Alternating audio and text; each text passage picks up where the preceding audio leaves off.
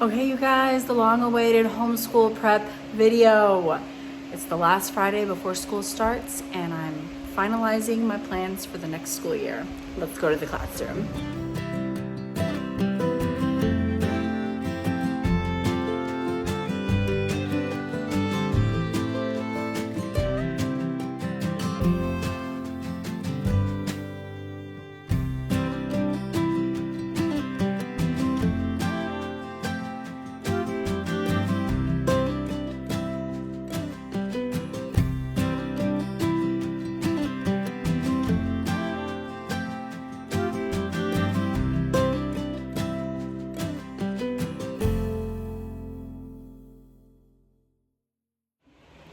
Okay, you guys, I have taken down all of last year's science timeline cards, all of last year's history timeline cards. I've got my children enrolled for the next school year under the umbrella school. I've got my grades put in from last year, which I thought I did and I would have sworn I had done, and I actually hadn't done. So I'm glad they're flexible here in Tennessee with homeschooling. I have my year 7 curriculum printed out from AmblesideOnline.org. I'm not using all of their resources for this year, but I am using some. I'm doing a combination of books that I bought from Thrifty Books, the library, documentaries, YouTube videos, and picture books. Just a big mix of all that. I have written out the outline. So we're covering Middle Ages this year. For geography, we're going to be doing St. Brendan's Voyage, which I'm assuming will cover a lot of Europe. And so we'll also be doing map drills with Europe, and I have a puzzle of all of Europe, so that'll be fun. We can do games as well. For literature, we're gonna do The Age of Chivalry, Watership Down, and Ivanhoe. And I'm pretty sure those three we will utilize Hoopla, which is this great app for the library that we can listen to on audio while we're driving, while we're snacking, tea time, free time. We'll do that together, those three spread out throughout the school year. Science is gonna be a lot this year, but I'm really excited. There's gonna be, I actually bought a few books for science. The Wonder Book of Chemistry, The Life of the Spider, Adventures with a Microscope, and we're gonna get into astronomy, which I'm really excited about. So great astronomers. We're probably going to invest in a really good telescope this year and do a lot more stargazing than we have in the past with the new property. Once the dark nights or the early nights come with a change of time later in the year, we'll do that. The weather book. And there's also some other science concepts that we will be covering, but I'm not going to buy books for that. I'm just going to space it out through the year and go to the library when I need to. A lot of it's review, but it's good because review is always good. Repetition is always good. But we'll be doing liquids and gases, objects in motion, waves with like light and electricity and magnetism, matter and energy, relativity and quantum mechanics. And so it's a set called Secrets of the Universe, Discovering the Universal Laws of Science, but I didn't buy it. Instead, I'm just gonna pull my own resources together for each of those concepts, and we'll just have fun. And if we're able to do any science experiments with those, we will. We'll also watch videos and other resources that make it more fun and easy. As far as math goes, I'm sticking with Matthew C. And I didn't finish our book last year. So we still have our blocks, which we don't ever really use anymore, but I have them just in case. We're still on this book. This was fractions. And so we're not even halfway through. Well, that's not true because I tore pages out. We're probably about halfway through. So we'll finish this book this year, and whenever we're done with it, we'll go on to the next book. We also did not finish our English lessons through literature, level D. I noticed that there's a lot of repetition, and so instead of buying a new book every year, I thought it would be good to just do grammar once or twice a week, and then just whenever we naturally get through the book, we'll order the next level up. I'm going to continue cursive for Joelle and Ivan, just good practice. And I'm going to continue using the Phonetic Zoo for spelling. So that's going to be our daily. We're going to do math 3 times a week, grammar once or twice, spelling once or twice, and I'm going to have them do copy work or writing once a week. And so I've kind of broken it down to Mondays will be math, reading, history. History, I'm going to be doing timeline cards, of course. I love timeline cards. We're also going to be listening to Story of the World, Middle Ages, so volume 2, I believe. Yep, volume 2.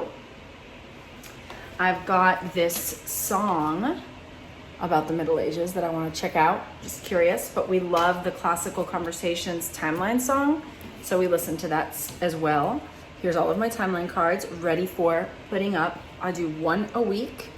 The great thing about timeline cards is that it usually has some sort of historical artifact or painting on the front. You can talk about that, see that. Just some brief information about whatever the timeline card is, and if they're really interested, you can go deeper.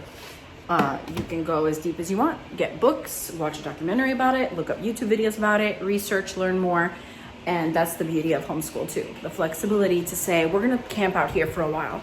So we got my timeline cards, volume 2 of Story of the World. I'm also going to do biographies, King Alfred and Joan of Arc. And of course, go to the library. And then I pulled out everything that I had that was middle age related, just from our school books or our classroom and all of our library. Some Gothic architecture. Oh, I think we're covering some plant life stuff as well this year, which is great. It's review. I've got some good stories in the Middle Age time period, Hunchback. And this one is not really having anything to do with history, but it is in the Middle Age time period, which for children, even if it's not having to do necessarily with history, just the fact that it's in that time period, connect to the school year, and it's just fun to add a good story in, even if it's not necessarily educational. I will definitely do some afternoon tea, even though that didn't come around till the 1800s. We get all about afternoon tea time in the fall and winter in our house, and it definitely revolves around school. So we'll do tea during school in the mornings, and then we usually do tea time again in the afternoon. And the fact that we're doing Middle Ages and it's going to be very much about England, I feel like that'll be even more. I think we'll definitely try some Middle Age recipes and just see what the food was like for peasants and for royalty. And that's always fun. So that'll be most of our history, and history is great because you can be very flexible with history and dive in on any topic that really interests you or any person that really interests you further than what the curriculum allows. Geography I shared with you, literature, science, and then there's economics. There's this book called Whatever Happened to Penny Candy. I ordered that, it's not in yet. That's the last book I'm waiting for. And so I'm pretty excited. I think that's the last book I'm waiting for. Think so. No, the Story of Joan of Arc. I ordered a Joan of Arc biography, so that's coming in. I didn't order the book on King Alfred because it was like $50. So I thought we could just pull our own resources together for that. And so what I've decided is Mondays we'll do math, reading, history, and literature. So math will be their book. Reading is their own free time. History we'll do together sometimes. Sometimes I'll assign them their own history reading, and literature we'll listen to an audiobook, and that'll be it for Mondays. Then Tuesday, we'll do math, spelling, reading, writing.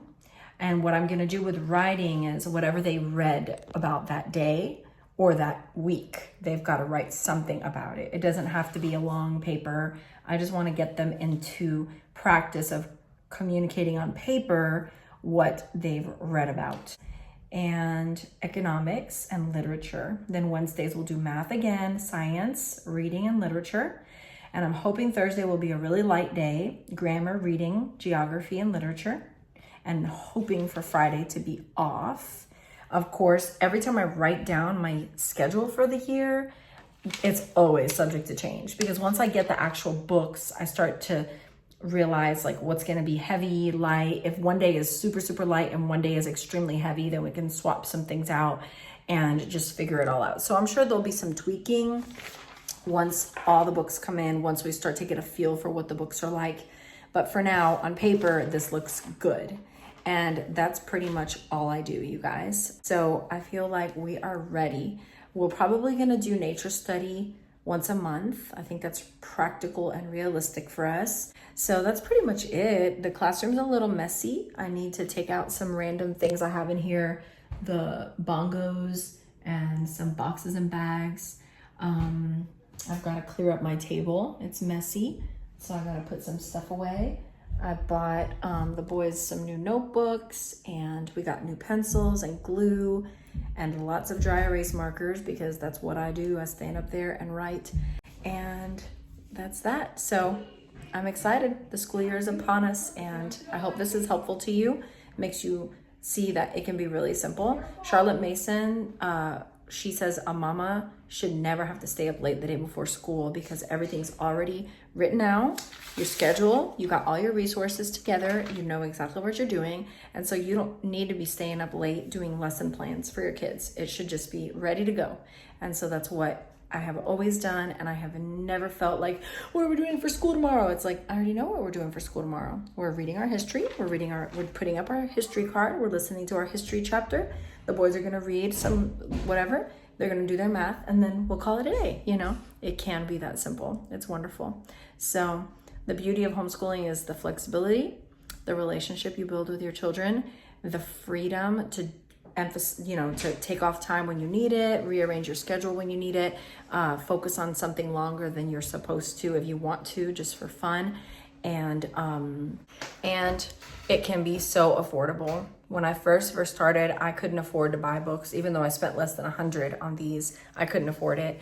So I've been blessed by other homeschool moms that have passed their books down to me after they've been done with them. So I've done the same for other mamas coming up behind me. And I've also used the library free. It's amazing how much you can get at the library and really, really teach your children so much and have so much fun doing it. I hope this video is helpful and encouraging. God bless you guys, and see you next time.